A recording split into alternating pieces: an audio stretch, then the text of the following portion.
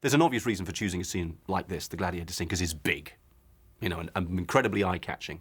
But there are 2 or 3 scenes, I think, that you could pick out of the whole run of 12 shows, which you could say are iconic in the sense they symbolise and pull together all the things that Rome is about, HBO's Rome is about. And I would definitely say that the Gladiator scene is one of them.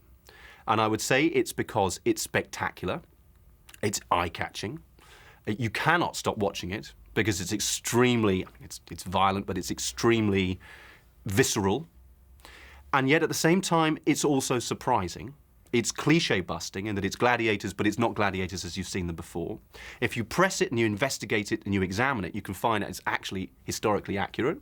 Thank heavens for that. In the sense that it's really about the kind of show that you would have seen had you been in Rome at the time. And then last of all, although it's big and spectacular on a big canvas, it's got a very intense personal core to it.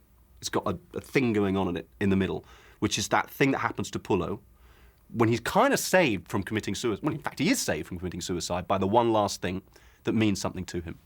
And also, it personally zeroes in on perhaps the essential human relationship at the heart of the whole show, which is him and Varenus. Varenus, who's gone through an hour and a half, if you're a viewer of watching him, saying, he's dead to me. And suddenly the one thing that can propel them back together, and it's going to be the driving force in the whole show as long as the show lasts, is that relationship. The thing that reforms that relationship is the drama that takes place in the arena.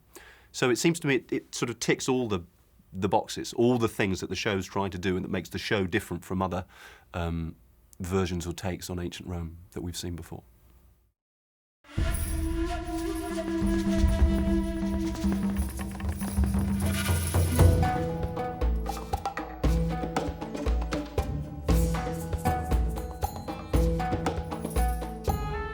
We're trying to do a gladiator fight that doesn't look like any other gladiator fight.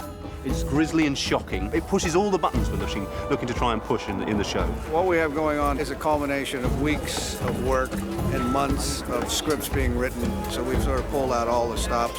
This is a very challenging scene because you're combining extras with dramatic dialogue scene with fighting.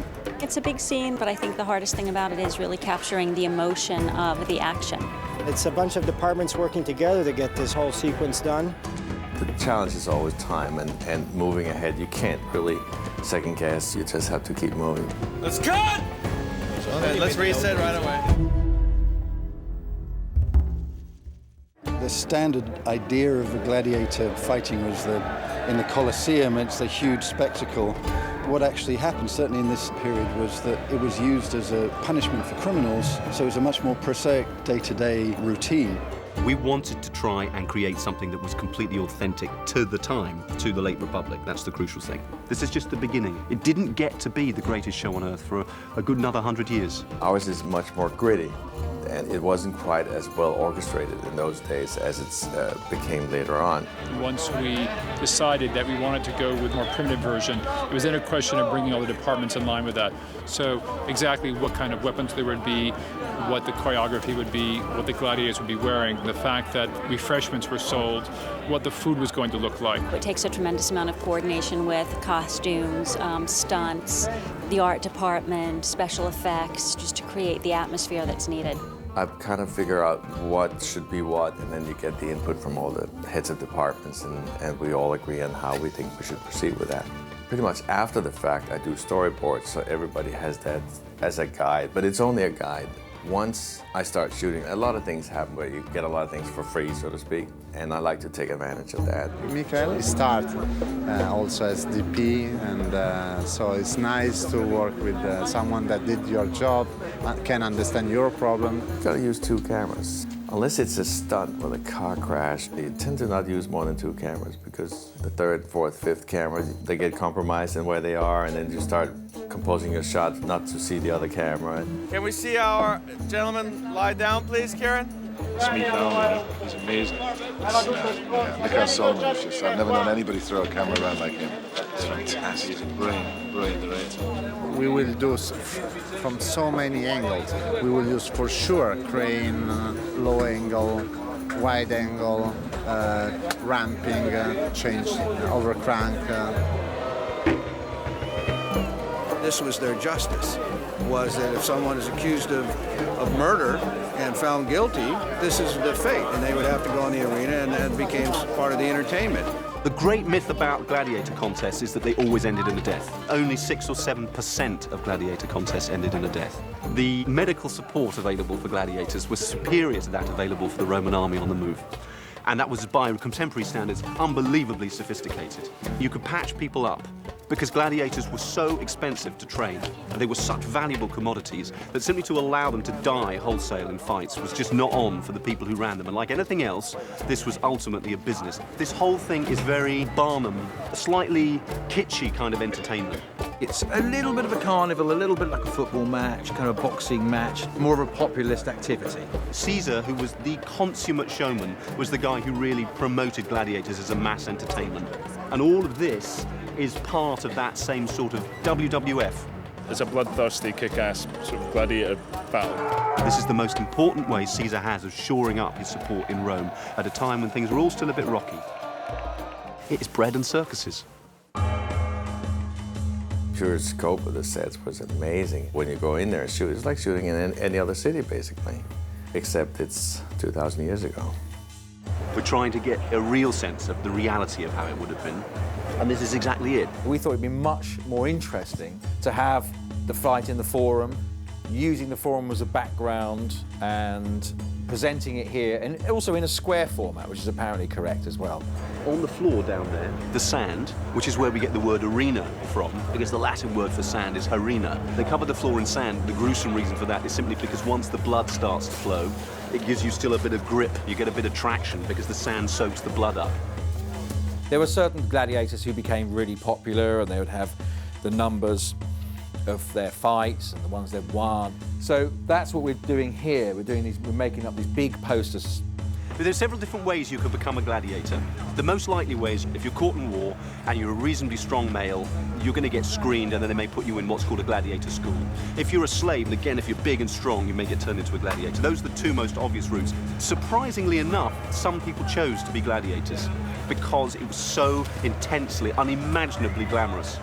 There'd be billboards and banners with their names promoting them like they promote rock stars now. They are the genuine names of real gladiators.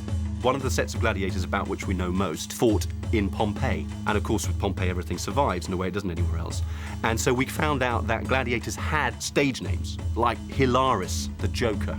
One thing I think that's important with a piece like this is that the background is the background. We're not doing huge establishing shots because the whole thing is about moving the story forward all the time. And then we catch Rome here and there and everywhere in glimpses. That's, I think, it's a much better way to show these fantastic sets off. It's like when you're shooting Toronto for New York, you go out of your way to make it New York, but if you're shooting New York for New York, you don't even think about it because you know it's New York. Tomorrow I enter the Gladiator's arena to be put to death.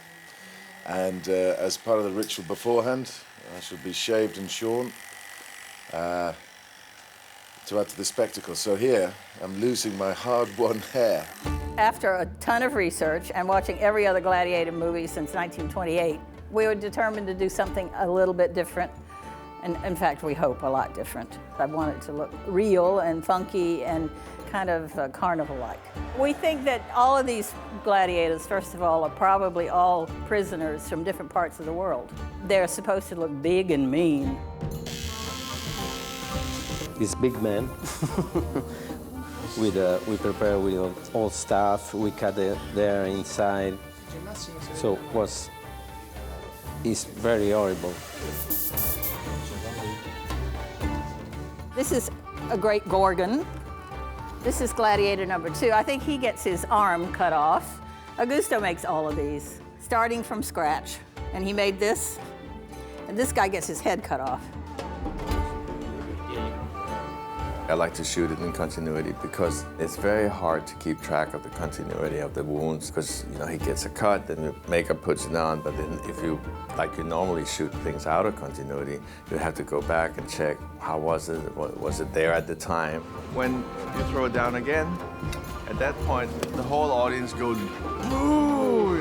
We need audience reactions from the extras, which is always harder than you think. I was actually toying with the idea of shooting most of the extra reactions first, while they're still fresh, and have the stunt guys kind of do the action for them. I think we're going to have about 350 extras, but we're actually going to make them look more than that. You can stack them up in a way so that it looks like more than that. He's lost his friend, he's lost his home, he's lost the love of his life, he's lost his legion. The man's got nothing left. He doesn't want to play, he doesn't want to fight, just wants to sit on the ground and have it over with. It's effectively judicial murder because the idea is that Pullo's just going in there to have his head chopped off. The crowd are not expecting him to live for more than 30 seconds. They want a spectacle for the crowd, and he doesn't want to give them a spectacle. He just really just wants it to end. Stand up and fight. I don't want to. I just want to die, all right? But the one thing they do, they make a mistake. They insult the one thing that's precious to him, which was his legion. You and the whole 13th, not but bloody mollies.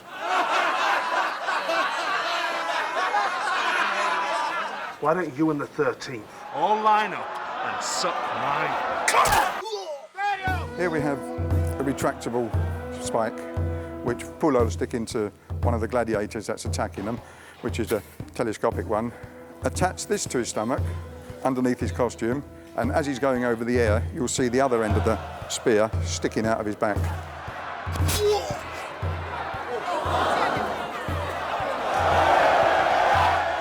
It's very hard in the script to visualize what the stunts are, what the choreography is, and that's actually what I spent a lot of time with Frank doing, trying to work out a choreography.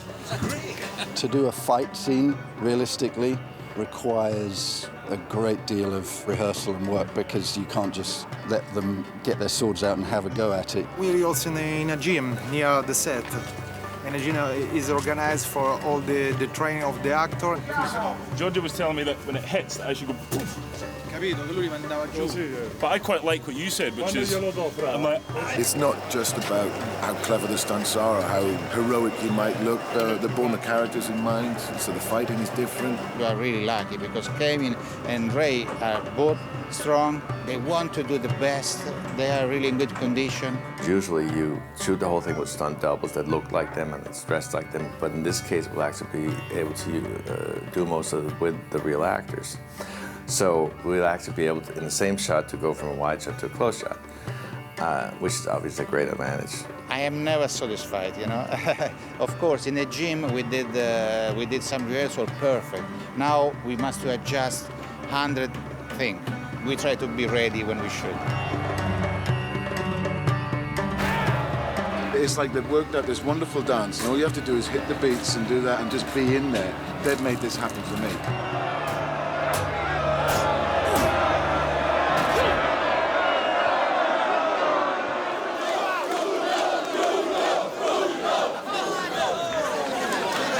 These swords is for the fight, so this is the real one for all the close-up work that you do, so it looks great for the camera. And then when we come to doing the stunts, we have these, which are rubber and a lot softer and safer. Today I got my arm chopped off, as we all know, unfortunately for me.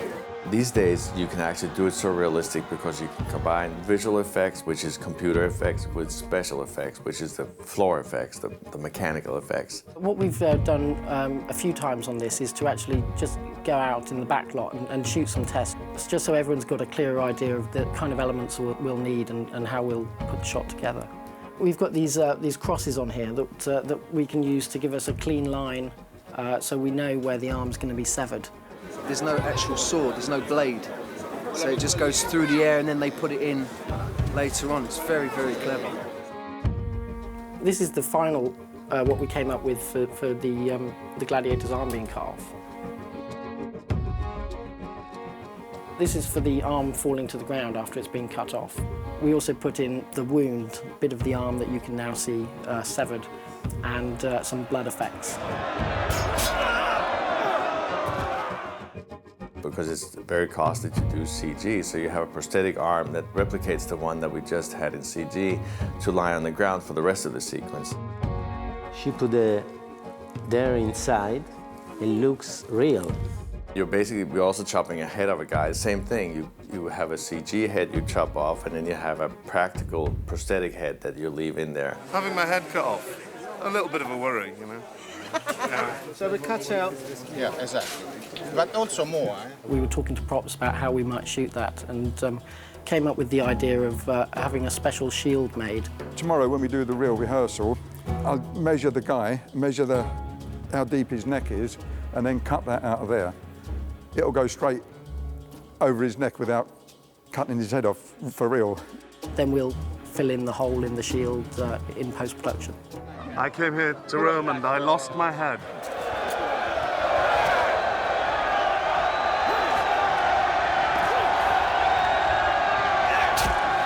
Special effects guys, they supply blood pumps to get the blood to spray out after the CG effect is over. We have like 100 liters of blood that we have ready to throw on, and we have all kinds of blood squirts and blood elements that we're going to add onto the blades and onto the weapons. We're going to fill up the whole floor of this with the blood and everything, make it look really a healthy place to work in. The general approach to the series was not to get overawed by the spectacle and the visuals, because it's very easy to make it beautiful and shocking and big. It's really about these two soldiers, not about the blood and the gore. That's what it was like, so you have to show that, but it's really about those two individuals caught up in events much larger than themselves. The injustice of it all is witnessed by Vorenus.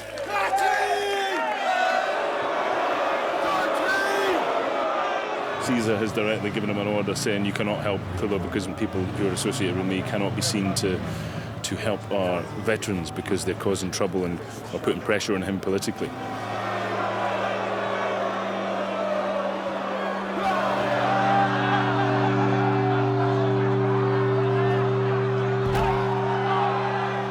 In order to be exciting, it needs to move and move fast. And we have certain cutaways where we're cutting to one of the characters that's outside the arena. That helps. It always gives you a sense that it's actually been longer than what it really has been. It made both dramatic and technical sense to intercut the two. Essentially, Pulo's there because of Caesar's subterfuge, and Posca is about to reveal that fact to us.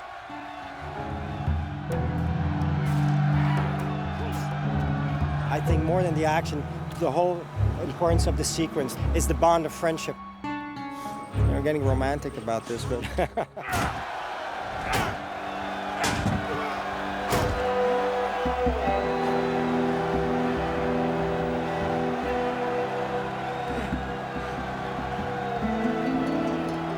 Pulo wins the crowd around by the end. He's so zoned in about the one thing that means anything to him in his whole life. He's not even aware that he's winning them round.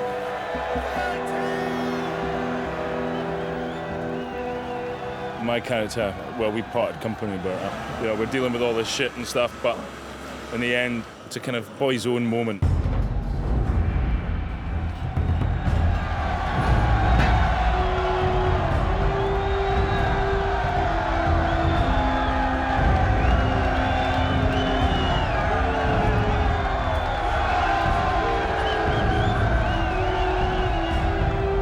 I was about as near death as you could possibly get. I was like, seconds away from the killer blow.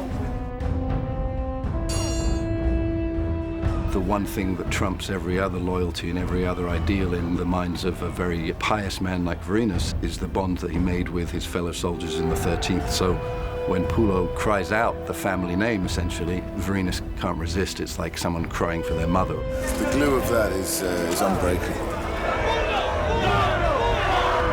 In the heat of the moment, just seeing the injustice, Vorenus decides to go in and kick some ass, and kind of save his pal. So I'm kind of flouting Caesar in the same moment as saving my friend. The great thing about the sequence here is the story where Vorenus stands up for Pulo. Here's a very, very end sequence of where our bad guys get nailed by his own weapon, and here he gets impaled by his own club. The human skull. So the idea is we see the two faces next to it, one dying and one his own skull, which is obviously a metaphor for death. Originally, we were just thinking about a simple pole with the skull having a hole through it. This is actually before he rolled 2 times. Just yeah. In this case, we realised that This was kind of a bit limiting because you're not just trying to fill in the clean background, you're trying to put pieces of Varanus back into the shot. So that was where we came up with the idea of the telescopic pole. We start off with this, and then we go to this. Visual effects will add from my hand down onto here, and it will slowly disappear. It would just be a matter of putting the weapon in over the top of the pole. Like I said, very crude, but it's certainly helpful in showing everyone what we're thinking about. If you don't see it, that means it works. If you see the effect, that means something's wrong. So making everything look very natural. Stop.